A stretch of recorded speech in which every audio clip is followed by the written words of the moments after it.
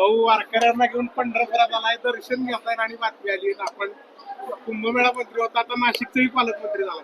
मला खरं असं म्हणेल मी की पांडुरंगच पावला. आम्ही नवरा बायको आणि मतदारसंघाचे जवळपास 15,000-16,000 लोक आम्ही वारीला या ठिकाणी आलो आहेत. दर्शन घेतानाच मला कानामध्ये बातमी कळाली आणि ती माझ्या बायकोनेच सांगितली, मोबाईलवर असताना तुम्ही पालकमंत्री झाले म्हणून. खरं पांडुरंगच पावला असं मी म्हणेल, पण चांगलं झालं. म्हणजे माझा काही फार कुंभमेळा मंत्री मी होतोच. मी वारंवार सांगितलं होतं जेव्हा वेळी तेव्हा होईल. मी कुठे आंदोलन केलं नाही, आग्रही केला नाही, पण पक्षाने मान्य मुख्यमंत्री महोदयाने त्याची दखल घेतली, त्याबद्दल ते खूप खूप आभार.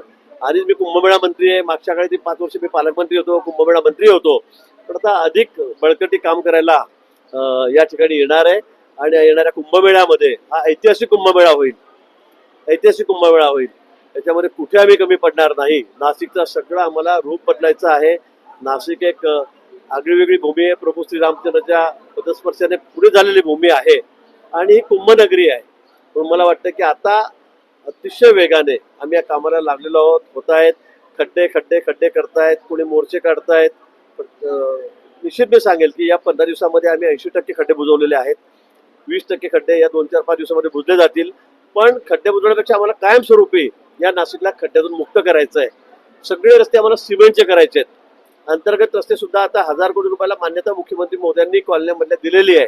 तर त्यामुळे मला असं वाटतं नाशिक शहर हे सगळ्यात सुंदर शहर असेल, स्वच्छ असेल, सुरक्षित असेल. 4-4.5 कॅमेरे आम्ही बसवतो. खाली सगळ्या युटिलिटी आम्ही 9 युटिलिटी टाकतो रस्त्याच्या खाली. त्यामुळे मला असं वाटतं की नाशिक शहर याचं सगळं रूप बदलणार आहे. एक 4-6 महिन्यानंतर आपण जर बघाल तर आपल्याला कळेल की पूर्वीचं नाशिक आणि आताचं नाशिक. पण आता थोडा त्रास निश्चित नागरिकांना होतोय, त्याबद्दल मी पुन्हा दिलगिरी व्यक्त करतो आणि येणाऱ्या कुंभसाठी आपल्या सगळ्यांना मी याच्याकडे आमंत्रित करतो.